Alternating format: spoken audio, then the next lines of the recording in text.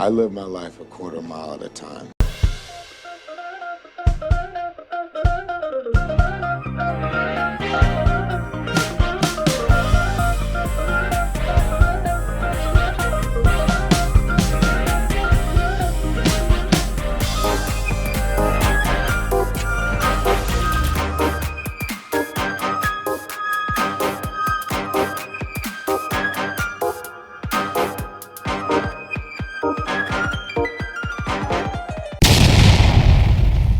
Welcome back to the Quarter Mile Podcast. We're in a very special episode. If you're listening to this episode, it means you're one of our subscribers, which means thank you so much. Or it means you're a friend of one of our guests, and we got you a free link, which we're glad you're here too. Speaking of guests, I am joined today with Andre Churchwell from his home, Yeah. as I'm at my home. We thought we were gonna have more people here today. We thought we were gonna be joined by CJ and then maybe Malcolm. But I hopefully they're still alive. They're not here yet. I'm sure they're fine. But Andre, this is the Whenever, second time. yeah. Whenever I show up, stuff happens. Yeah, I think he broke the internet for the two of them. So now they're just stranded somewhere. And Andre's like, look at, and you have your Riddick glasses on. You are ready to go, man. For anyone tuning in, you probably know this because you saw the title of the episode, but we are currently covering, this is a bonus episode. We're doing some bonus footage we're going back in time for us. We're covering the Chronicles of Riddick, Dark Fury, the animated little 30-ish minute movie, if you want to call it that, feature film. I don't know. Yeah, it was a lot of fun. Andre, initial thoughts, man, about Riddick, Dark Fury. I think they were trying to create like the ultimate like villain in between these movies. Like they were trying to be like, and this person really wants to be like Riddick, really wants to kill, and then this person has glasses and hair and opposite t-shirts and Yeah, it's like and uses a long sword instead of a short knife, and like they were trying to create some sort of like action figure opposite right. uh Maybe some shadow possible merch shadow range. opportunities. Like Yeah, Power Rangers had the Psycho Rangers, like they're trying to create yeah. like You you anti know Riddick. the villain. What was her name? It was It's like Chillingsworth. Was Antonia Chillingsworth, which they Yeah. never say in the movie. Do they never say that? Did she not introduce They herself? I must have. absolutely do not, because she is just after the money. She is not after the letting people know. They say her name Huh. in the behind the scenes, and then in the credits they say Chillingsworth. But Okay, I didn't know that because I learned it once I looked up later information. She wasn't like an amazing villain, but what I liked about her was like she was a basic and kind of unique. Like her whole thing was she likes to capture and freeze serial killers, which is weird and villainous and whatever. But that was her motivation. She wanted Riddick. I love that, and they introduce her, and it's like it's clear if you're a kid watching, like, oh, they're not going to fight. They're going to have a weird conversation, or it's going to be a weird sexual tension thing, which there kind of was. Uh, A little bit, yeah. Well, I think it was more on her end. She was oddly into him. I think he was just like, "How do I get out of here?" no, there's a scene where he gets really close to her, and he's got those big lips, but then it's like he's trying to grab the knife, and she has the knife, like, and she like Oh, throws okay, it, like, yeah. here, When I you're saw gonna that scene, need I was that. like, he's just being like, "I'm gonna kill you eventually." So, I don't. Also, like everyone in all that animation style, everyone had big lips. Did you notice that? That was strange. It's just the lips were very distinguished on all the people. So, Some people have a taste, and I think that's what he this French guy wants to get in there. He wants to yeah, make sure everyone is enunciated, and I I I guess, yeah, do sure. I do love It's this a is like choice. It was good. this is like the idealized version of Vin Diesel too. This is like the Mount Rushmore version. Yeah, this Like is what Vin what Diesel's like. Paint me like this. So let's get into a movie overview here. So the Chronicles of Riddick, Dark Fury. It was released in 2004, literally a week after the first Chronicle. Well, the Chronicles of Riddick. I guess it's promotion material. I think they should have released it earlier. I think they should have done a week before. I think they should have done it earlier and then set it up because it's to me Chronicles of Riddick, the movie, the live action movie, makes a lot more sense after watching this. And then I also think part of my enjoyment process, if I had seen this before I watched Chronicles of Riddick, I probably would have enjoyed the movie more because the entire movie, there was no tension. I was like, I know they're going to survive. I know that they're not going to kill Jack. Like, I know, like, I already know what's happening afterwards. So, like, even though I enjoyed it and it's cool to give me a little bit more lore and backstory, I picture like if I were to watch it right after Pitch Black, there would have been points where like, oh my gosh, are they gonna kill Jack? Like, is that gonna, I would have I for sure would have thought the priest was gonna die because like in my mind in this movie he was pretty much useless. Like he had a couple expositional lines and then that was about it. So Well, he's the audience surrogate, more like, hey, how are we gonna get, and is she gonna be an evil person? Like, he's kind of like, also there's like a hint that he isn't, like he has a dark side, like, oh, you know a lot about this for a priest. It's like, I've been around. that's right. I liked that part. That was Some a fun comic book thing, I guess. they could have made like a cartoon TV show, Riddick with this kind of animation, similar to how they had the Mortal Kombat animated series. They could have a Riddick animated Oh my series, and we could have gotten I more think that's into what the yeah yeah. on I would, HBO. yeah, I would have loved it. Anyway, so this movie had a budget of $38 million. This animated movie had 38 million. 38 mil. I looked it up, unless Google lied to me, which is possible, but like 38 mil. Sure. I don't think it made, like, because it's like home box. It got pitched with the Pitch Black special edition. I don't think it, when this came out, I didn't know Pitch Black and Chronicles were the same thing. I just thought there was like a fun animated thing to go with. Oh wow, that Yeah. Pitch Black movie. I didn't even know these were all in the same world. So I can't imagine like fans or whatever knew about this. This couldn't pay back its money. It kind of came out with Chronicles of Riddick. It was part. I feel like it was part of the promotion for Chronicles of Riddick. I mean, it stands Yeah. alone, but like only a little bit. Well, according to Google, it made 98 million, and it was they spent 38 on it. Box? Like, what are you? Oh, boy, blockbuster. All right. Yeah, so I don't know. I wonder how much Interesting. work goes into putting something together like this animated movie. Like there might very well be really expensive things in addition to paying for the voice actors and stuff like that. Like the amount of time they do all the animation. I don't know anything about it, but like maybe it's more expensive than it lets on. I don't know. So It's crazy expensive. It looks like they had two different animation studios. Like in the end, it looks different. Like the fight scenes and stuff look different than the beginning. yeah, It looks the like fight scenes were very fun, very cool.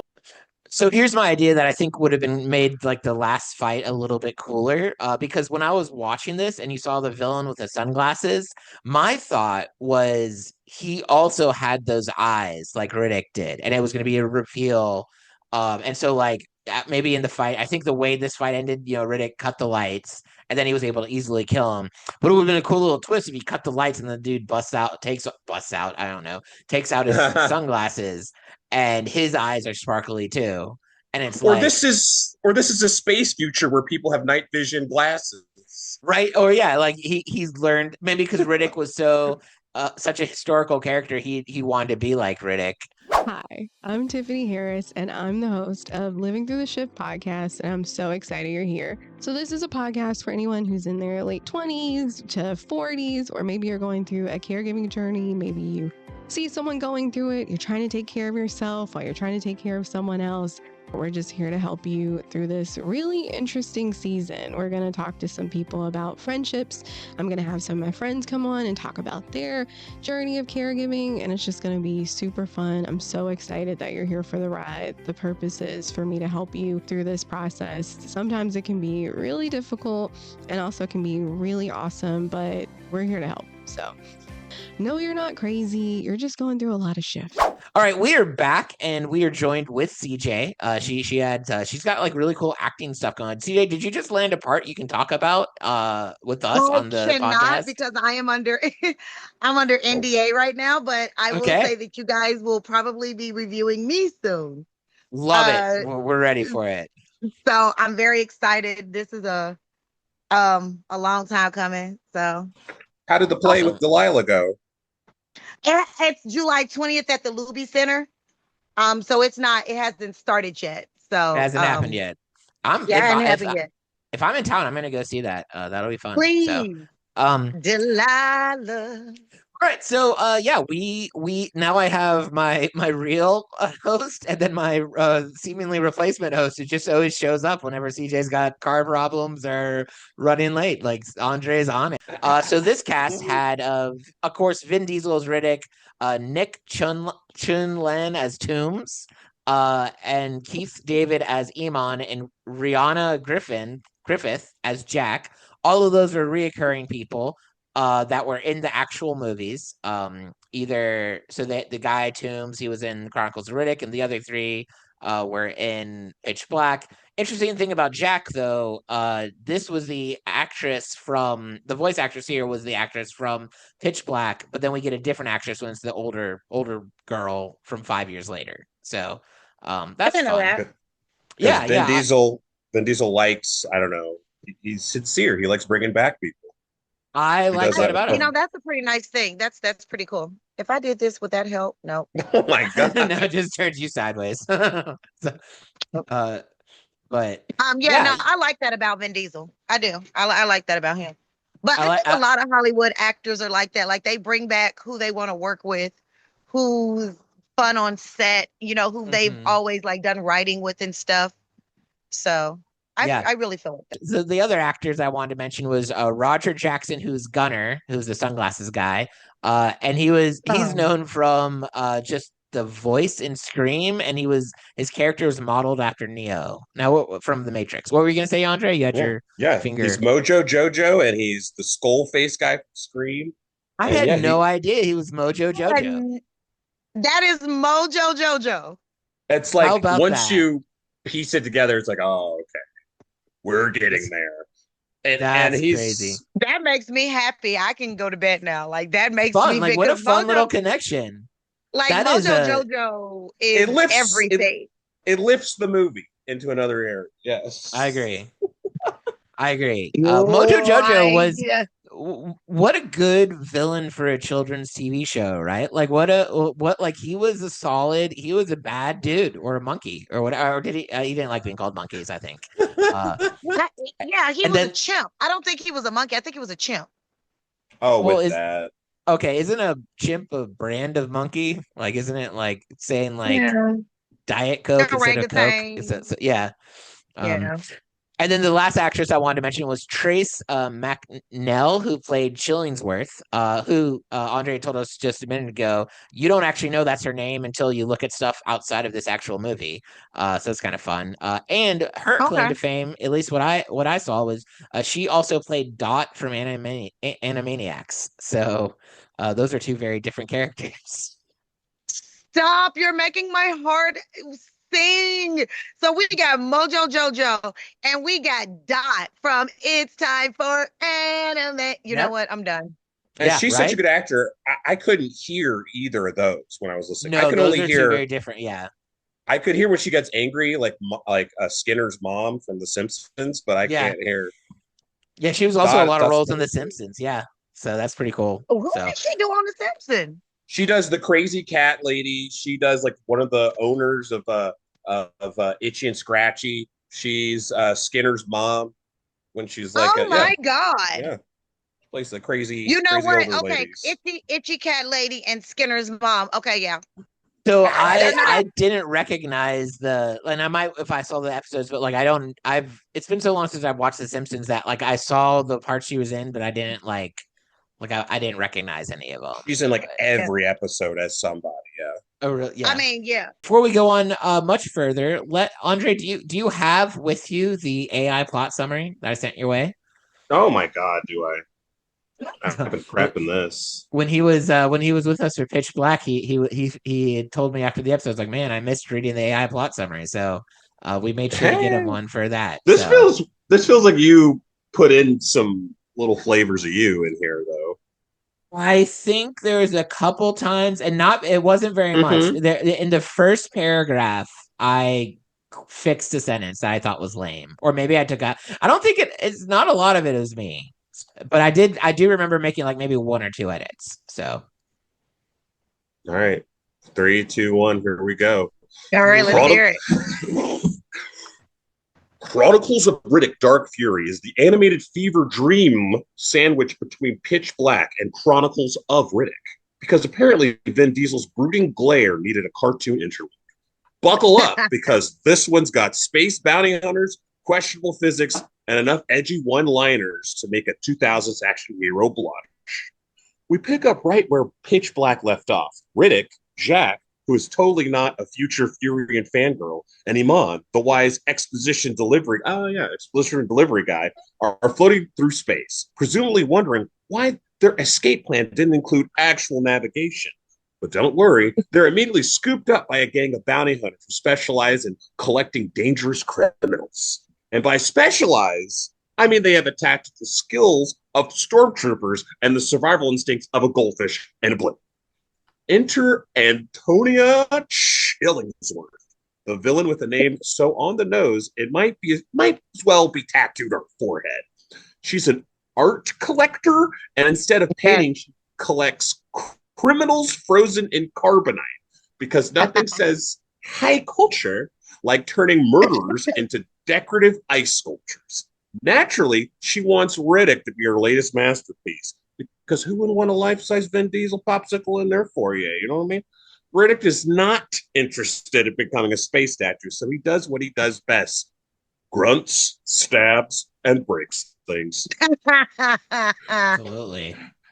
The bounty hunters, who apparently got their combat training from a YouTube tutorial, are no match for his signature move, glowering until people make bad decisions. Meanwhile, Jack is going through her I want to be Riddick phase, which mostly involves reckless behavior and dramatic declarations. Imam, on the other hand, is just there. Cue action sequences. That was my addition. That was just they said something about Jack, and I was like, I feel like we need something about Imam, but he did nothing in this movie. So that was my one addition. He's cool. Cue Keith David. Cue action sequences that defy physics. Riddick dodges bullets, slices through enemies with like a space ninja, and somehow manages to make a prison ride like a interpretive dance. Chillingsworth, realizing her villain monologue isn't working, unleashes her mutant bodyguards, who look like rejected alien concept art from the movie. But surprise, there's still no match for Riddick, because plot armor is thicker than spaceship holes.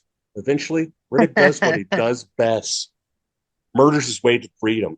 But the gang escapes, leaving Chillingsworth to contemplate her life choices. Briefly, before she dies. Jack gets even more obsessed with Riddick. Iman sighs in existential exhaustion. And Riddick? Well, he just broods into the void, because being the galaxy's most wanted fugitive, it's exhausting. Yes. Right. It's tough. So, good job, Andre. I just felt like we just rewatched the movie right then and there. There's a lot here. I mean, the bicarbonate, is art. So, it was interesting. This, I literally typed in the same like AI Bing thing that I always use, and they went into a weird Star Wars mood this time, didn't they? With there was a couple of references there. So. All right, let's get into some of these reviews. There wasn't a lot of really bad reviews or really good reviews. There was like medium reviews. The wafer thin plot involves Riddick, Vin Diesel, of course, taking on a creepy harpy woman with a fetish for serial killers. Much bloodlusting ensures. Oddly enough, this is more violent to me than the Riddick films, and therefore more disturbing as well. Sadly, the supporting characters of Jack and Iman are basically wasted, since Riddick and the villains dominate the action. And then this other review kind of says the opposite, which is this movie itself told us about how Toombs joined the chase, how Riddick picked planet UV, and how Iman guessed where it would be, and how Jack started career following Riddick.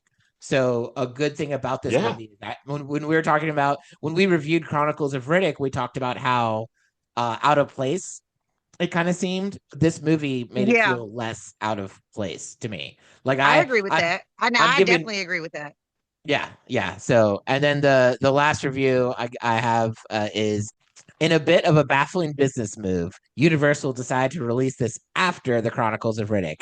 If they had released it a week or two earlier, some of the questions posed in Riddick that confused a good number of people would have been clearly answered.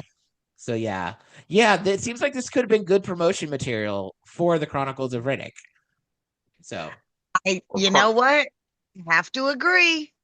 Or Chronicles of Riddick would have been a good jumping off point for this TV show. Yeah, absolutely. I have to. And what did she say? This, I mean, it honestly kind of maybe would have filled the holes to where we were looking at. Yeah, I agree with. I agree. I would have loved to see this more into a TV show. Like this, the first episode, and goes into it. And then it could expand on the lore that they created with Chronicles of Riddick. Like there was so much in that middle movie that kind of seemed like out of place for like Pitch Black and Riddick, but like would have been a fun universe to explore. So, dude, did you notice one of the statues is like the Furia, like the last of like what? Yeah. Why did they call it Dark Fury? Was that the Dark Fury? I thought that title came either from the place where they were. I guess I thought it was like an energy force. That's where Dark Fury came from. Maybe. What do you think, Andre? Do you have any? Can you give us the correct? They needed words to make it clear that this is happening in space and that it's fights. Okay, so it's happening. Okay. Yeah. All right. Like everything else is everything else is like we're starting a Chronicles. We're in Pitch Black. Pitch Black doesn't even sound like it's part of this anyway. Well, they didn't. They weren't gonna. But Dark Fury, someone's angry. Someone has to go through something. I don't know. Like it kind of made me think because like Riddick got a little violent. Maybe he was the Dark Fury. Like maybe that's the. I don't know. That's where I was going with it. But yeah. I was trying to kind of coalesce with the words Pitch Black as well, like try to show like these are all Black, going together. Dark Fury. But then where did the Fury come from? Would it be Nick Fury? Would it be Furia? He's going to his planet. I don't know. Maybe it was just a cool sounding name. Maybe that's really what came out. They were just like it's a cool sounding name. Sounds like a D&D campaign. Absolutely. Before we go on much further, a reminder to everyone, follow us on all the things, Instagram, TikTok, Facebook, YouTube. You're listening to us. Most of you, if you're listening to this, you're a subscribed paid person. So thank you for that.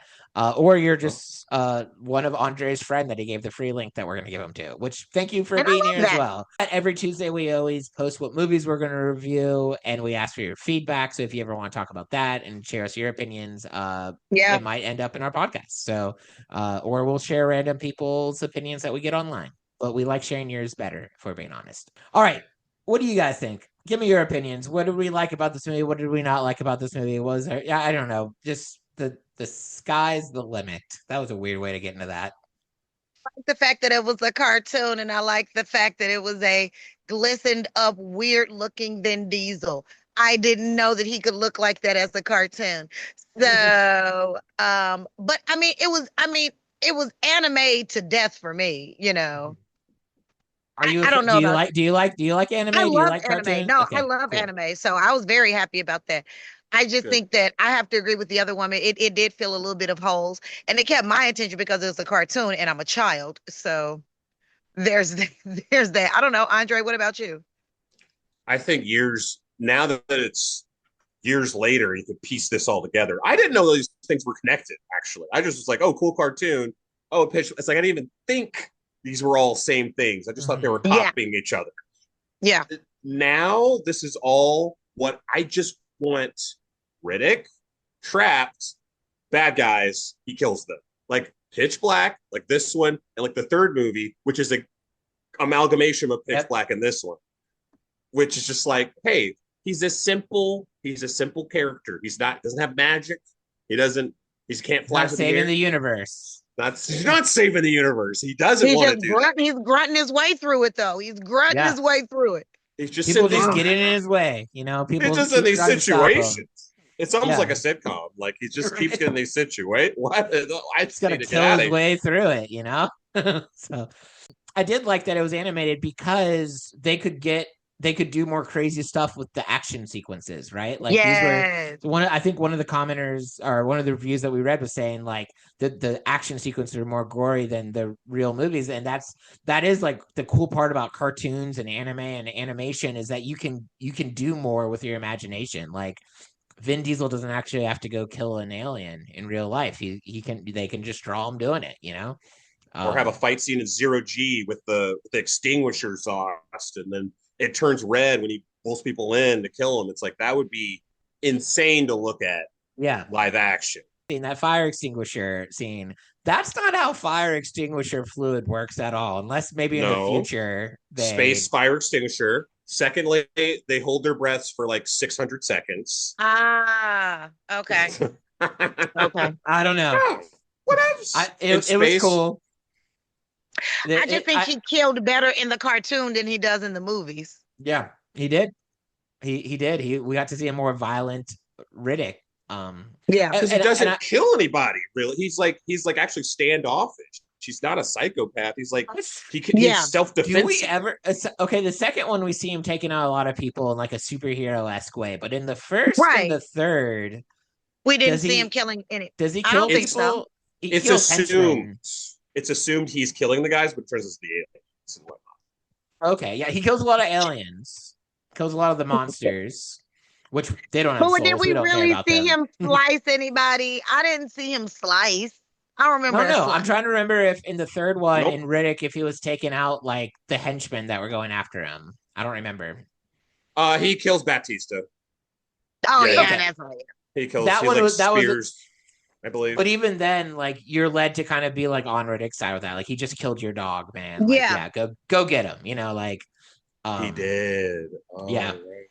But you're right. Riddick's just a misunderstood dude. People just need to let him live, man. Let him do his thing. Let him be.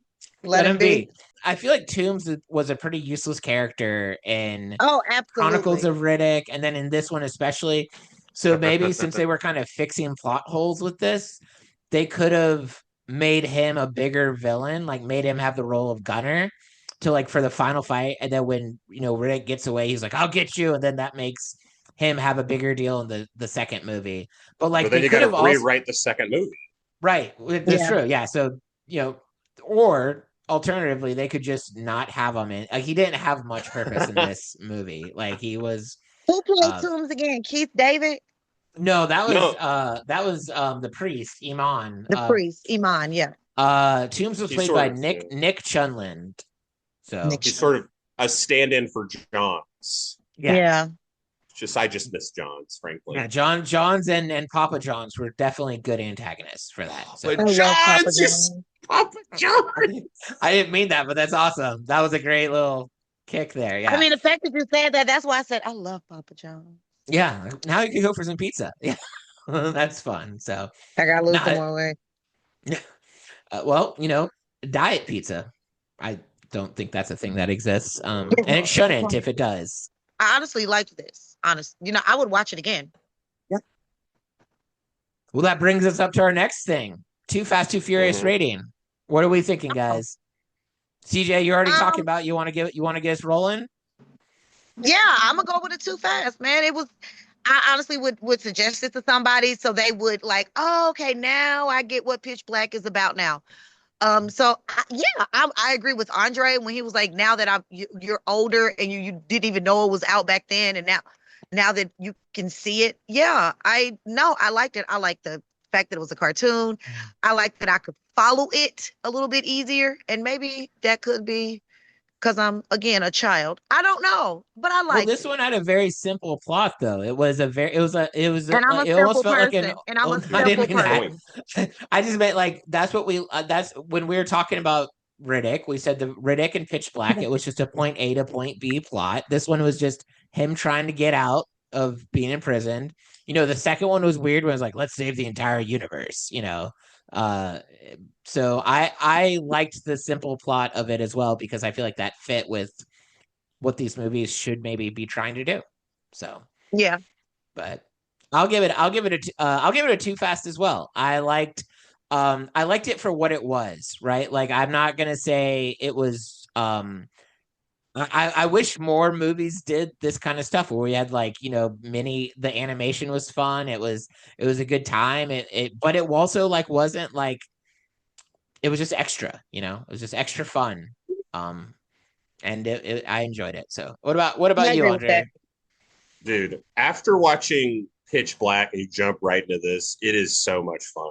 Because it's like you go like, oh, it's over. I really like these characters. And then you jump in, it's like, oh, it's the same guy. And it's the same actors, and it's like the same kind of freaky world, and you get to see more freaky alien stuff that is way more freaky than what the movie you saw previous with the little tentacle heads and their motor hearts and stuff that you're looking at.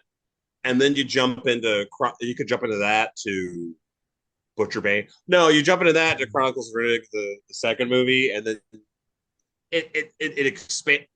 This whole thing just feels like it's missing a TV show or comic book or something, which there actually are a bunch of stop motion comic books that like explain why guy's eyes or whatever. It feels like this is what it's supposed to be. It like a kind of, he gets here, trouble happens. He gets here, trouble happens. He gets here, trouble happens. Yeah. And I think that's what they're going to go with the next one. It should just be like that. I think Riddick is a good miniseries. I would like to see a Riddick miniseries where it's just about the kind of have a Firefly type vibe, but with Riddick. Oh yeah. I think that would be cool. And I think so, and that's another reason why I gave this a too fast rating, because I would recommend it to friends, and I would recommend it to anyone who watches Pitch Black. I'd be like, you got to watch if you're gonna watch Chronicles of Riddick, watch this first, because I think it would be more fun if you didn't know what was about to happen in Chronicles of Riddick. Like there was no when watching it, there was no tension, because I was like, I mean, I know he's gonna win. I know all the main characters gonna survive because they're in the next movie. There's like slight foreshadowing of like, can I do that? It's like maybe one day, and like, but mostly true. It's like giving you all the sauce from Pitch Black. Ready? Okay. I got some best bits. I got some scenes. This is kind of a standalone episode, so this doesn't really go to our competition or whatever, I guess. Okay. Whoever wins this just gets the pride of being the best. So, Andre, if you guess correctly, CJ gets a point. If you guess incorrectly, I get a point. So, is that right? I always mess up how I say that. Anyway, okay. So here's the 3 scenes. I went basic, 3 action sequences. To me, there was actually probably about 4 action sequences in this movie, but I picked my 3 favorites. And you guys are going to try to pick my most my most favorite of the action sequences. And we'll go down the line. The first one at the very beginning of the movie with the fire extinguisher and the blows up, and as they kill people, the blood in the fire extinguisher, that was pretty cool. Second one was like the aliens when the creepy chill lady was like, let me go sit down here and paint me like a French woman, and then I'm also gonna watch you try to kill these aliens and save your friends, and there's the aliens coming at them. And that was kind of cool, the neon lights. And then of course the last one, you gotta add the final fight between what was his name, Gunner and Riddick, and the swords and the knives and the stabbings and the good stuff. So those are the 3 scenes. Which ones do you think is my favorite action sequence? You said the second scene was what?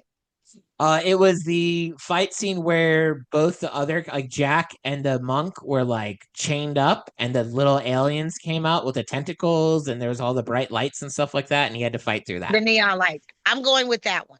Okay.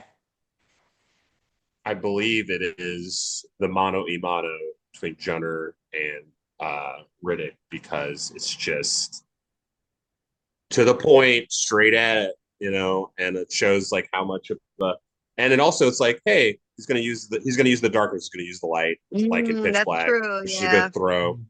It's a good throwback if you're paying attention. All right, I want to see which one he did. No, I think it's the second one. Andre, those are good points, but it was the second one for me. I thought the second one was the last one was a good fight too, but I'll be honest, the last one, after seeing the second one, I thought they were going to go bigger with the third one. But the second one was absolutely like the neon lights. They did so much because that you could only do in animation, and he was able to use his like quote unquote superpower of like the dark, and that for a little bit there, it was high stakes for a little bit. And that scene where like she pushes the ball to save them, but then like starts hanging herself. That was pretty. Then he had to, that was pretty cool. So CJ got a like point. That because yeah, so I figured you would like that when I'm learning you because that gave you a little more. Oh, okay, I didn't see that. Okay, and I feel like that scene did that to you. I don't like to, there's a degree of you want to kind of see, like, you want to see a movie where the good guys win. There's a degree of predictability you want. But then, like, my brain also is like, but I want to see it in a way that I've never seen it before. And so I thought that was a unique action sequence. So I'm still in the lead. I mean, this is a standalone episode. I guess. I mean, you are still in the lead. But speaking of which, we're anyone who's watching this right now in the present day, it's come out the exact same time as our first episode on Triple X, so you can go check that out. The Vin Diesel movie, not pornography. And then also, we're going. We'll have more. We'll have the State of the Union and the Return of Xander Cage. So keep an eye out for that. I don't know, guys. Any closing thoughts? Anything exciting happening that we can let our people know about? This movie. Oh yeah. This movie has my favorite thing that I've not seen really in any other movie, where the ending song by like Machine Head or whatever is just remixes of quotes from the thing you just saw. I loved that about that movie. I noticed that in the credits because that's my genre. First credit I'm not happened. Crazy. Huh. Did you think you were when you heard that? Where you're like, wow, I'm fantasizing about quotes from. Well, I thought I was like, did I hear this correctly? But huh? Okay. Yeah, I liked that. I noticed that too. So. I noticed it, but I didn't. I thought I was weirding out, so I just kind of dismissed it. She's like, she's like, I'm having another breakdown. I'm having an episode as I'm watching. No, man, I think I might actually go watch this again tonight. That's my final thought. I'm going to be watching Triple X Xander Cage Returns or Return of Xander Cage. I haven't seen it yet, so I'll be getting ready for our episode that we're recording next week. So I'm pretty excited about that because my biggest critique of the second Triple X was that Vin Diesel wasn't in it, and it felt weird. But that's who was it? It was Ice Cube. He did fine. I like it. I like a good Ice Cube movie just as much, but it's like if I don't know, if I turned on Riddick and Ice Cube was Riddick, I would be like, well, that's weird. And then just being like, oh, he's dead. And it's like not even come up with something. So much. Yeah. So, all right. Well, thank you everyone for listening. Keep the conversation going with us online. Find our other episodes. Thank you for being here. Thank you for subscribing. If you're subscribing, and hey, everyone, go try not to get imprisoned, and if you do, kill your way out of it, save the children, stop the aliens, enjoy yourselves, watch some good animated movies, watch some good real movies, just have fun, man. Live your life a quarter mile at a time, and we will see you next time. See you next time, guys.